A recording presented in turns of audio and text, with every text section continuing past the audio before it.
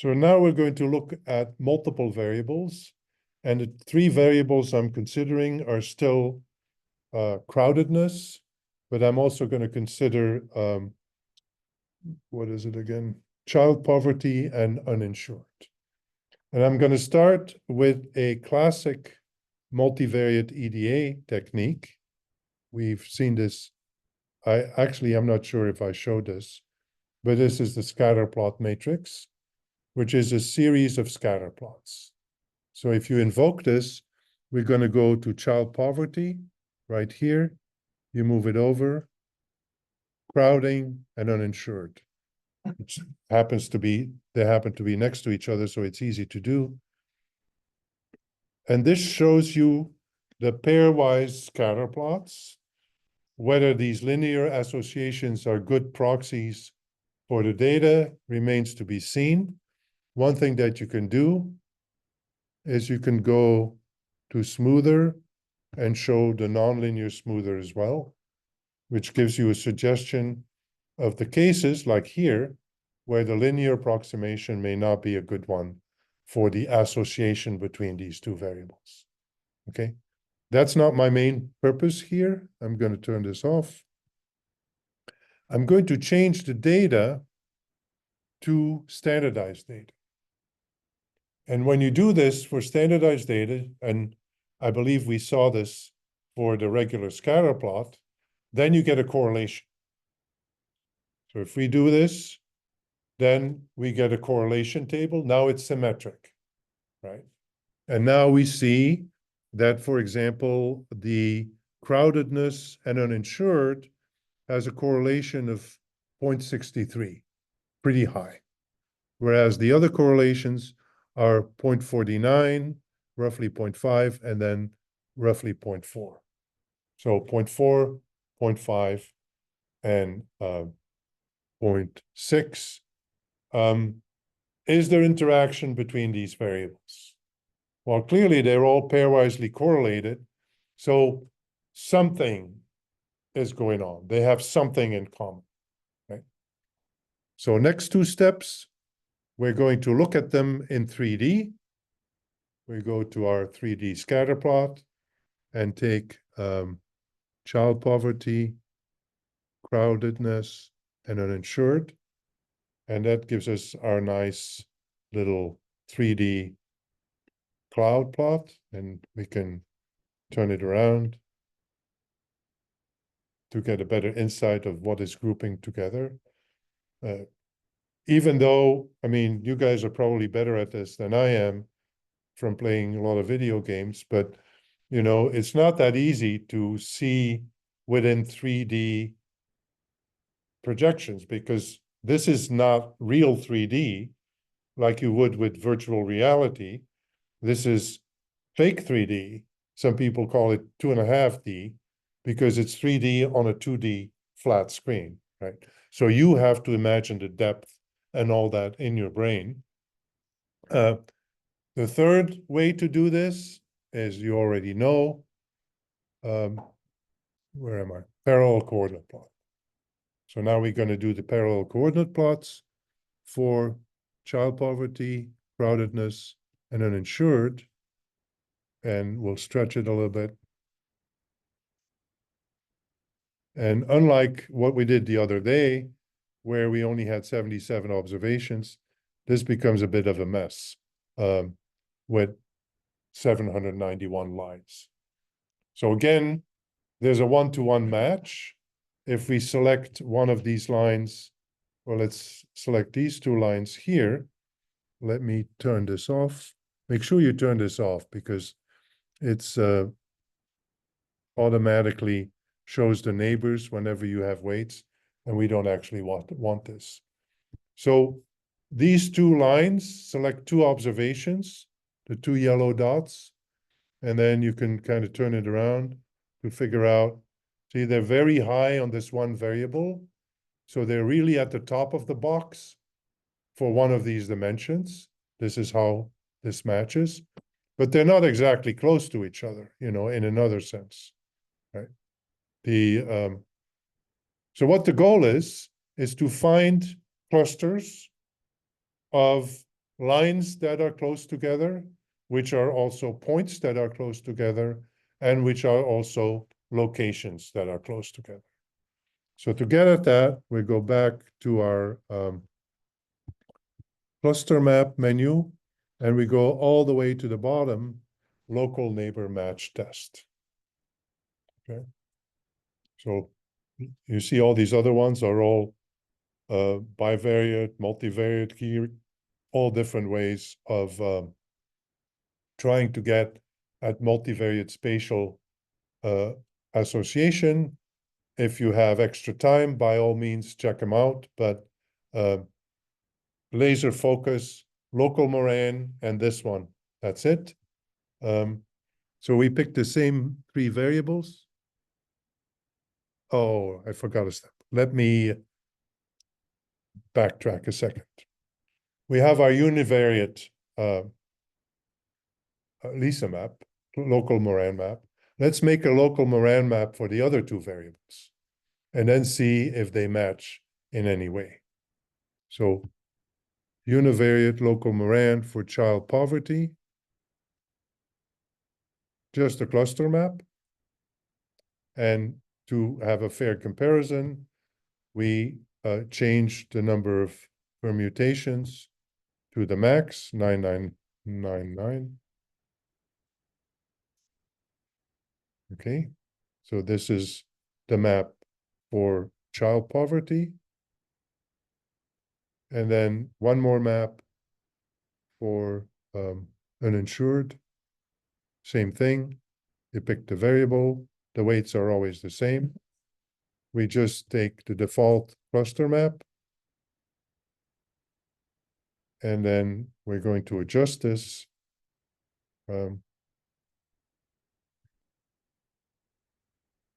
There's one more adjustment.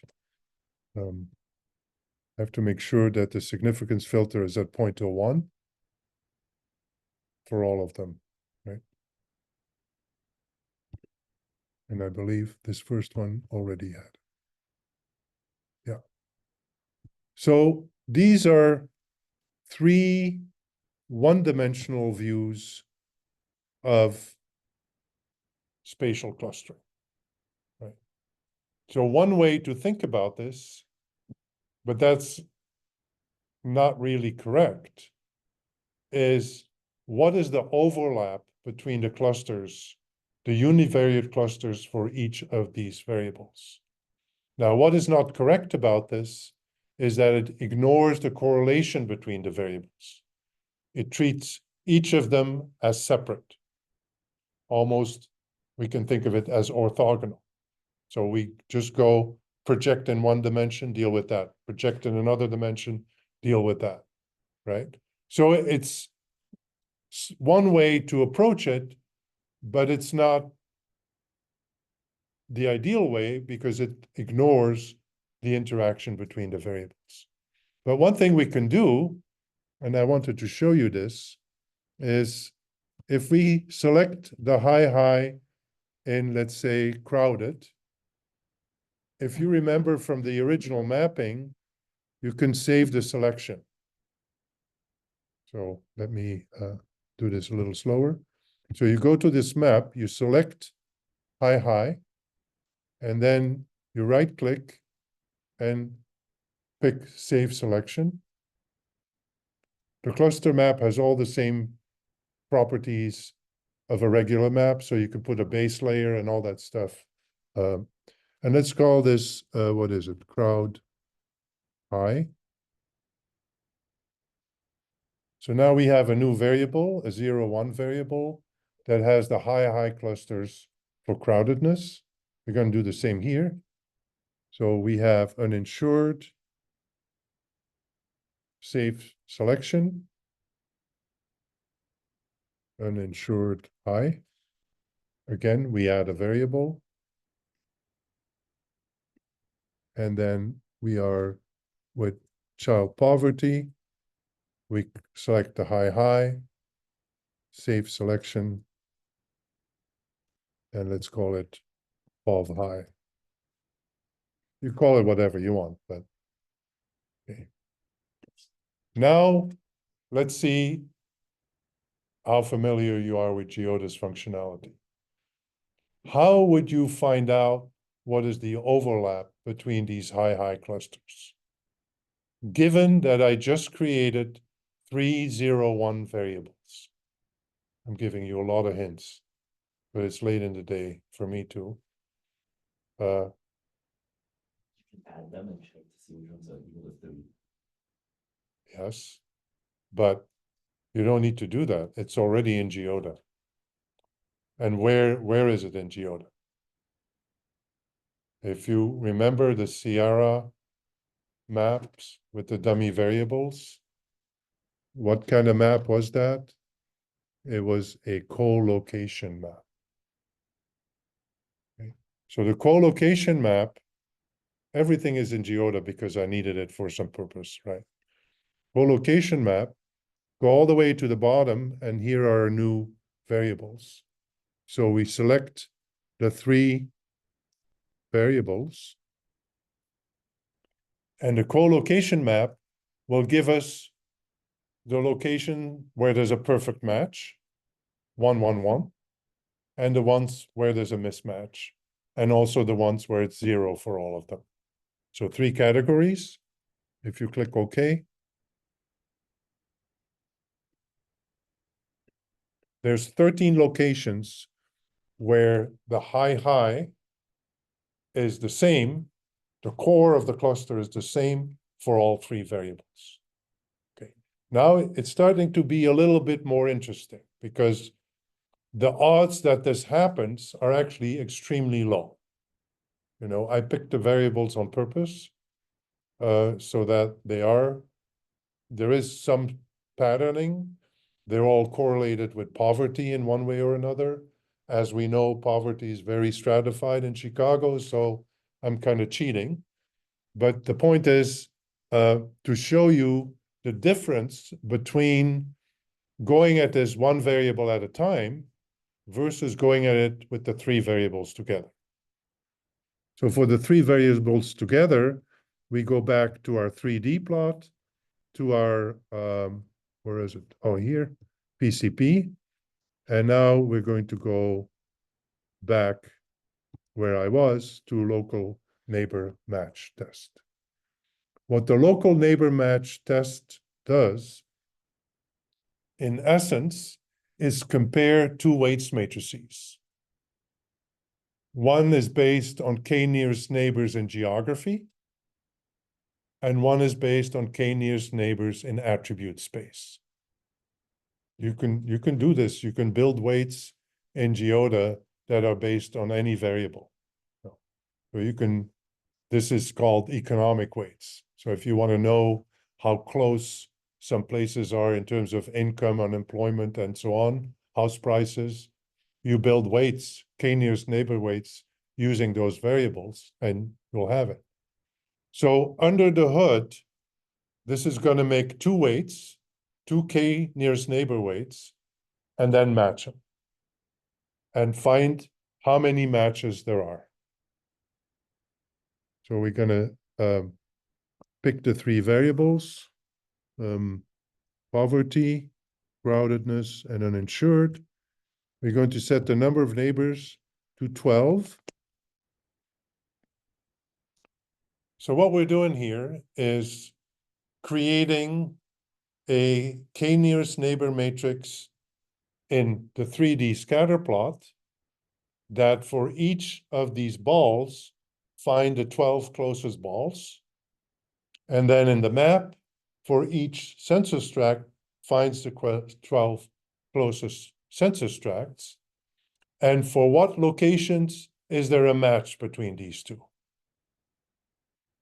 By chance, you wouldn't expect very many matches. But then we get a map. And this is a map that shows you, it's a unique values map that shows you there are 2 locations that have 5 of these neighbors, 5 out of 12 in common. You can figure out the p-values. That's very, very rare. Okay. Then there's 4 of them that have 3 in common. That's still rare, but not that rare. And then, there's 244 that have 1 in common. Now, if you do this for 6 nearest neighbors, it's going to be a different story. There's going to be very few that have some in common. So this test is only meaningful if your K is, 10, 12. I mean, with very large data sets, you can make it 20 to see if there's anything going on.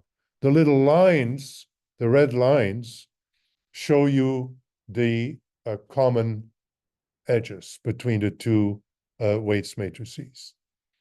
So now we're going to go to between this map and our unique values map. And we're going to see how are we doing with these locations that we identified. So this one is also identified. I think I got it. Yeah. So this one is the dark blue one. So there's a match. Now, the lines are for the neighbors. The neighbors are selected. They're selected in the scatter plot and they're selected in. So in the 3D plot, you see these are together, but not that close together. They're in the same general area of the point cloud, but it's not that close. This is also reflected by these lines. They're close, but we've seen better, right? Now, if we go, and of course I'm cheating because I did this before.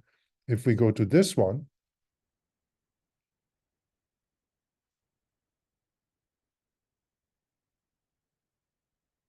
see them up down here, how close they are.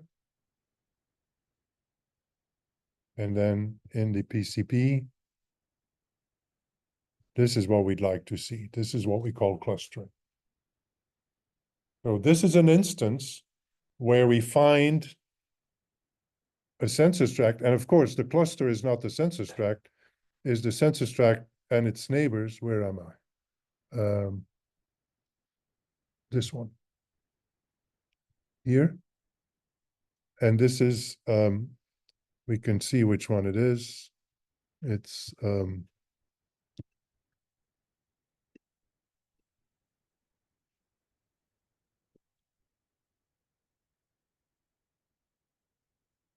we see where it is in Chicago. So this is an area where the child poverty, crowdedness, and an insurance rate are both correlated in attribute space and correlated in geographic space. And this is Lincoln Park. So this is, again, if you know anything about Chicago, not a surprise. If you're from Mars, you're not, I mean, there's no other way to find this, right? And then you can start thinking, well, what is it that's driving this phenomenon, right? So we find that at the low end, these are all low on the different axes because of they're near the corner. I mean, I flipped it around, but they're actually low near the corner.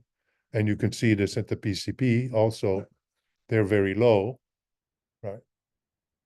So this is a multivariate cluster that is also a spatial cluster.